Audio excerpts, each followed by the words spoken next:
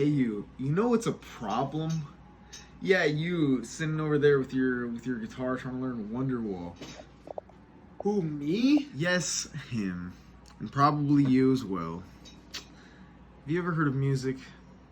There's a good possibility of the likelihood of a chance that just perhaps in the event of studies equivalating to the common denominator indicating that the last 1 in 2 of 8/3 of a quarter people not watching this video have not heard of music.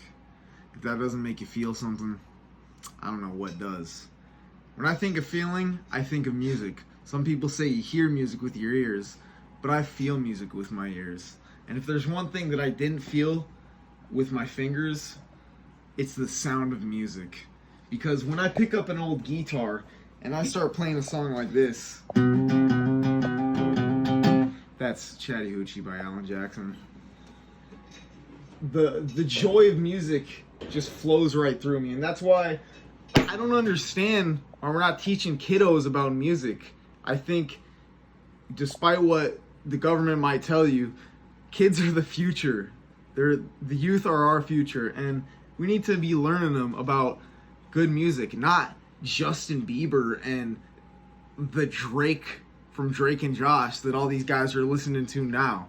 So our problem right now is that in America, in many areas in America, we have no access to or are in the process of currently removing music programs in our public schools.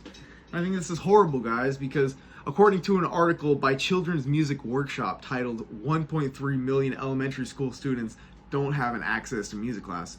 Wow, got real original title there, guys. About 1 in 3 parents, that's 36%, guys, said their children received 1 year or less of music education. 1 in 6 parents, 16%, said their child had received no music education at their school at all.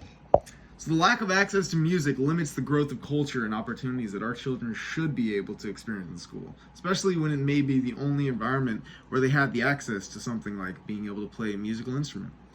Music should be universal, and it should be equal, regardless of money. So, an article by Leah Peralta for SaveTheMusic.org called "Why Are the Music Pro?" That's why we're editing. What time are we at? 2:34. Okay, good.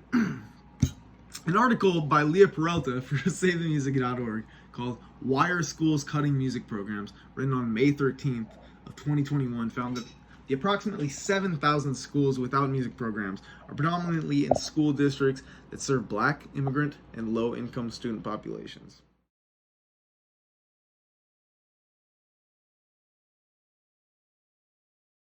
Why is this happening? We need to look deeply into what's causing these things.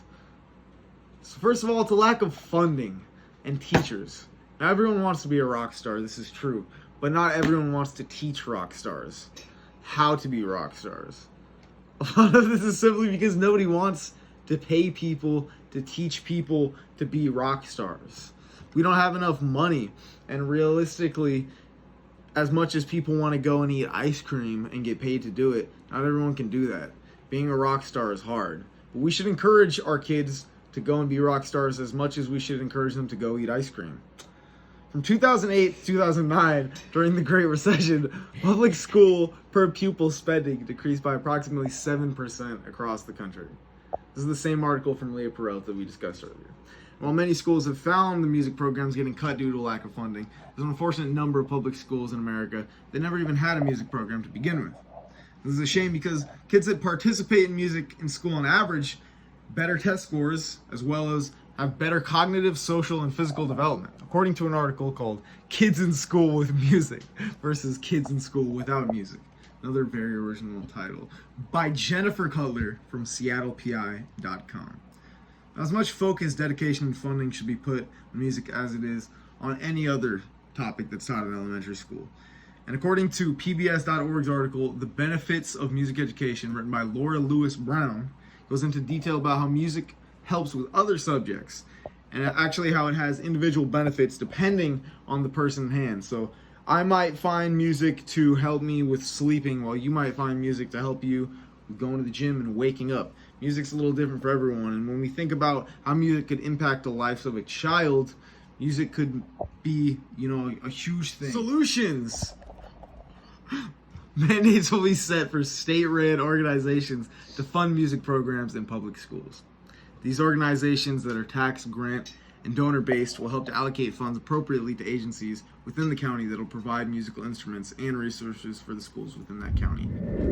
I've worked with Community Lifelong Learning, as well as Guitars Not Guns, the chapter here in Modesto, hosted by Travis Silvers, our guitar professor at MJC. And I found that donor and grant-based programs with music, especially when it's involving kids, makes things feel a lot more like it's a community-based project. And things that are helping the community are ultimately what we should be striving for when it comes to education. Music is a universal language, and I think that the more we teach that, the more we can communicate with one another. And the more that we allow ourselves to speak music, the more we'll allow ourselves to communicate better. And after all, that's what this whole class is about. Not that you heard it from me, you heard it from Alan Jackson. Way down yonder on the Chattahoochee, it gets hotter than a hoochie coochie. Something about rubber asphalt, got a little crazy, but we never got caught.